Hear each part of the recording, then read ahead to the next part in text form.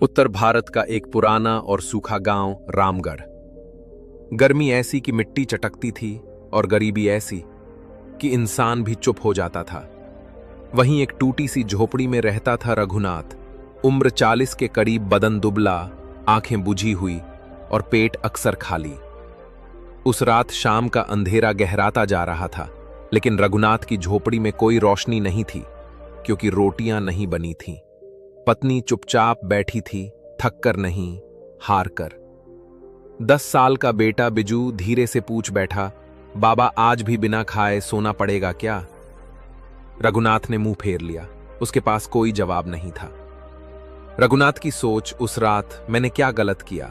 न चोरी की, न आलस किया, मेहनत भी की, फिर भी हर रोज पेट की आग बुझाने से पहले ही बुझ जाती है उम्मीदें। वो दीवार की ओर देखते हुए बुदबुदाया। रात भर नींद नहीं आई। वो बस करवट बदलता रहा और एक ही सवाल आंखों में गूंजता रहा, आखिर मैं गरीब क्यों हूं? सुबह का वक्त था। गांव में हल्की धूप फैली थी, लेकिन रघुनाथ का चेहरा धूप से ज्यादा थका हुआ लग रहा था। आज उसने खेत पर नहीं जाने का फैसला किया था। न हौसला बचा था, न पेट में कुछ ताकत। पास ही कुछ गांव वाले चारपाई डालकर बैठ गए। तभी राम बचन बोला, अरे रघु, अब खेत छोड़कर फकीर बन गया क्या? सब हंस दिए। कल तक तो हल चला रहा था, अब तो लगता है बाबा बनने चला है।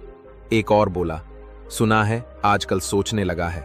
अरे सोच से कौन अमीर बना है रे? काम कर, सोच नहीं। रघुनाथ ने कुछ नहीं कहा।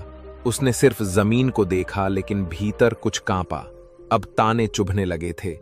पहले वो सहता था, आज वो सोचने लगा।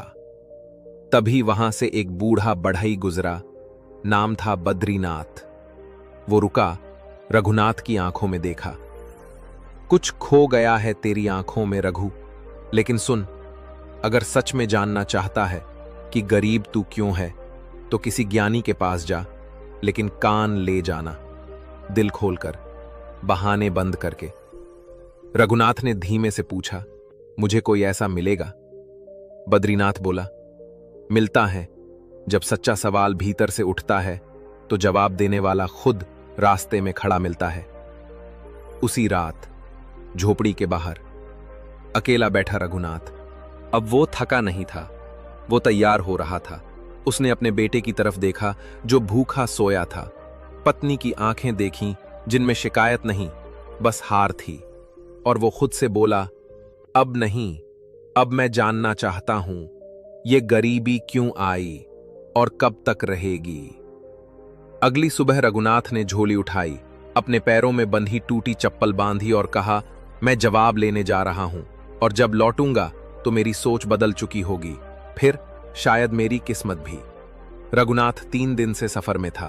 कभी धूप, कभी धूल, कभी भूख, लेकिन इस बार वो भाग नहीं रहा था, वो ढूंढ रहा था। तीसरे दिन की दोपहर जब शरीर थक कर रुक गया, तो वो एक पहाड़ी की छांव में बैठ गया। नीचे एक साधु बैठे थे, बिल्कुल स्थिर, सादा वस्त्र, सफेद दाढ़ी, शांत चेहरा, मानो उनके चारों ओर वक्त रुक गया हो। रघुनाथ बस देखने लगा। कुछ मिनट बीते, फिर साधु ने आंखें खोलीं और बोले बिना पूछे, क्यों आया है बेटा रघुनाथ? एक पल को हक्का बक्का रह गया, फिर कहा, गुरुजी, मैं जानना चाहता हूं, मैं गरीब क्यों हूं और ये गरीबी क्यों आती है? गुरुजी कुछ देर चुप रहे, फिर एक पत्थर की ओर इशारा किया, बैठ जा, अब तू जवाब पाने के लिए तैयार है। गुरुजी बोले, गरीबी कोई संयोग नहीं है रघुनाथ, ये 5 जहरों की देन है। लोग ऊपर ऊपर कहते हैं किस्मत खराब है, सरकार गलत है, मौसम बेवफा है, लेकिन सच ये है, गरीबी बाहर नहीं, भीतर से पैदा होती है। और मैं तुझे बताऊंगा गरीबी के वो 5 कारण जो तूने कभी नहीं सोचे। रघुनाथ पूरी तरह शांत था। पहली बार उसे ऐसा लग रहा था कि शब्द रोटी से भी ज्यादा जरूरी हो सकते हैं, क्योंकि रोटी तो एक दिन की भूख मिटाती है, पर सही बात जिंदगी बदल सकती है। गुरुजी बोले, हर दिन तू सिर्फ जिंदा रह रहा था, अब से तुझे जीना सिखाऊंगा। 5 कारण हैं जिनकी वजह से तू गरीब बना और जिनकी वजह से लाखों लोग गरीब ही मर जाते हैं। गरीबी की सबसे पहली जड़ है छोटी सोच, सीमित सोच, डरपोक सोच। जब इंसान खुद ही मान ले कि हम जैसे लोग कभी कुछ नहीं कर सकते, तभी वो अपनी तकदीर खुद मिट्टी में मिला देता है। और फिर गुरुजी सुनाते हैं एक छोटे किसान की कहानी, जिसने सोच बदली और किस्मत भी। पेड़ की छांव में जमीन पर बैठे रघुनाथ के सामने गुरुजी शांत स्वर में बोले, गरीबी सिर्फ जेब में नहीं होती रघु, वो सबसे पहले दिमाग में होती है, और जब सोच गरीब हो तो अमीरी भी आ जाए टिकती नहीं। रघुनाथ चुपचाप सुनता रहा। गुरुजी बोले, मैं तुझे एक कहानी सुनाता हूं, गांव के ही एक आदमी की। नाम था मोहन। मोहन गरीब था, बिल्कुल तेरे जैसा ही। लेकिन जब भी कोई नया रास्ता दिखाता, मोहन कहता, हमारे बस की बात नहीं है, बड़े लोग कर सकते हैं, हम नहीं, हम गरीब हैं, हमारी किस्मत ही फूटी है। हर सुझाव को वो डर के कपड़े में लपेटकर वापस कर देता। एक दिन गांव में एक बाबा आए, जिन्होंने गांव के युवाओं को काम सिखाया। मोहन भी जा सकता था, लेकिन उसने कहा, मैं इस उम्र में क्या सीखूंगा। धीरे धीरे गांव के बाकी लोग थोड़ा थोड़ा करके आगे बढ़े, लेकिन मोहन वहीं का वहीं रहा। गुरुजी बोले, सोच का दरवाजा बंद हो तो किस्मत भी बाहर खड़ी रह जाती है। गरीब वो नहीं जो फटे कपड़े पहनता है, गरीब वो है जो नया सोचने से डरता है, नया करने चकता है और खुद को कम समझता है। रघुनाथ की आंखें झुक गईं, उसे अपने ही शब्द याद आ रहे थे। मैं क्या कर सकता हूं, मेरे बस की नहीं, हम जैसे लोग तो बस खेत में ही मरते हैं। वो समझ गया, उसने भी मोहन जैसी सोच पाल रखी थी। गुरुजी ने कहा, पहला कारण तुझे पता चल गया। अब अगर तुझे गरीबी से बाहर निकलना है तो सबसे पहले अपनी सोच बदल। हम कुछ नहीं कर सकते, ये सबसे बड़ा झूठ है जो इंसान खुद से बोलता है। गरीबी का दूसरा जहर है हर बात का दोष दूसरों पर डालना। मौसम ने बिगाड़ा, सरकार ने लूटा, समाज ने दबाया, लेकिन जब तक इंसान खुद को जिम्मेदार नहीं मानेगा, तब तक कोई उसे बचा नहीं सकता। और गुरुजी सुनाते हैं एक ऐसे आदमी की कहानी जिसने हर हार के लिए बहाना बनाया और जिंदगी भर दुखी ही रहा। गुरुजी बोले, रघु, पहला कारण था सोच की गरीबी, लेकिन उससे भी ज्यादा खतरनाक है दूसरों को दोष देने की बीमारी। रघुनाथ चुपचाप सुन रहा था, पर उसके दिल की धड़कन तेज हो रही थी। गुरुजी ने एक कहानी शुरू की। एक किसान था, नाम था हरदयाल। हर साल वो खेत में मेहनत करता, लेकिन हर साल उसकी फसल खराब हो जाती और हर साल उसका एक नया बहाना होता। कभी कहता, बारिश ने धोखा दे दिया, कभी सरकार ने खाद नहीं दी, कभी मजदूर ठीक से नहीं मिले, और कभी मेरे नसीब में ही नहीं लिखा। सालों गुजरते गए, लेकिन हरदयाल की हालत वही रही। क्यों? क्योंकि हर साल वो बदलता था बहाना, पर कभी खुद को नहीं बदला। गुरुजी बोले, रघु, जब इंसान दूसरों को दोष देता है तो खुद को सुधारने की सारी जगह बंद कर देता है, और जो खुद को सही मानता है वो कभी सीख नहीं सकता।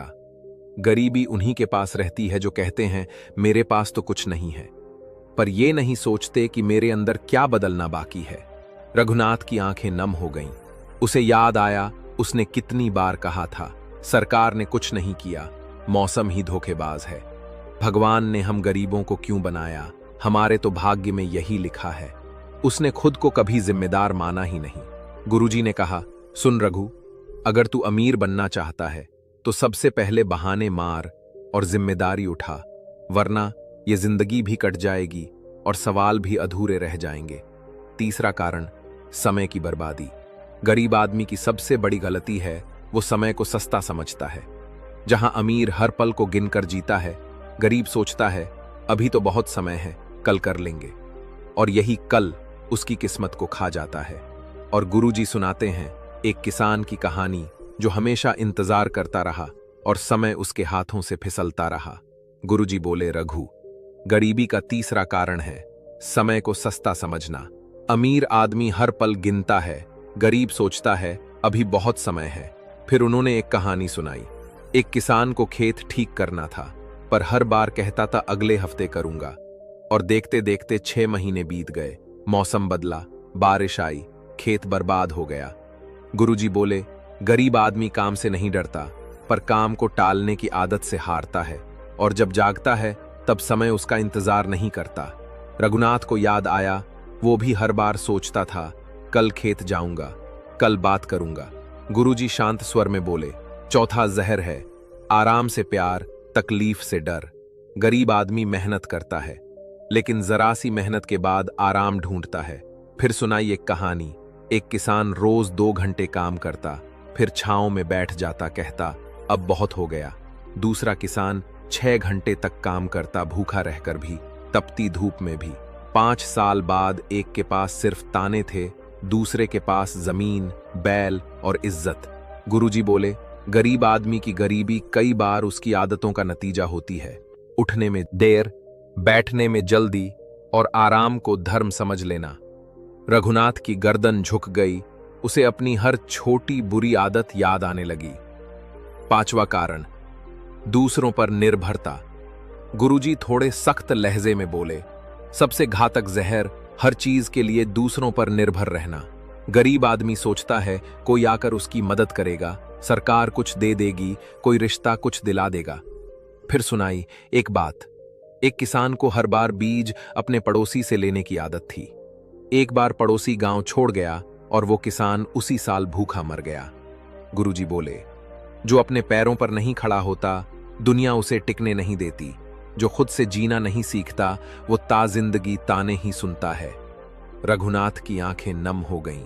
उसे याद आया, उसने कितनी बार किसी और के भरोसे रहने की कोशिश की थी। अब गुरुजी चुप हो गए। रघुनाथ भी बोल नहीं पाया। उसे लग रहा था जैसे हर बात उसकी आत्मा को छू गई है। वो सोचने लगा, मेरी सोच, मेरे बहाने, मेरा समय, मेरी आदतें और मेरी दूसरों पर निर्भरता, क्या मैं खुद ही अपनी गरीबी का कारण था? उसने पहली बार खुद को दोषी माना, ना किस्मत को, ना भगवान को।